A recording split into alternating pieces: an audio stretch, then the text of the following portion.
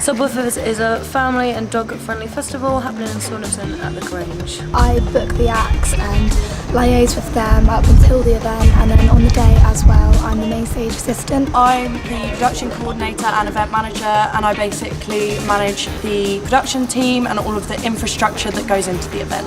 I'm also a production team member, but on the day I will be a site manager, so I make sure everything is running smoothly, and if there are any problems I have to take care of them. I'm head of social media, so I'm in control of what goes on Facebook, Twitter, Instagram, and everything basically, what you see.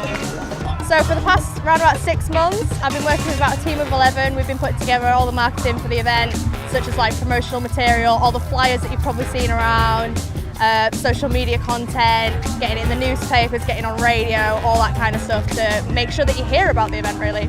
My hopes for the day is really we just want people to have fun, make sure everyone gets to know the charity and help raise enough money for the charity, as well as people actually turn up for the event and have a good day.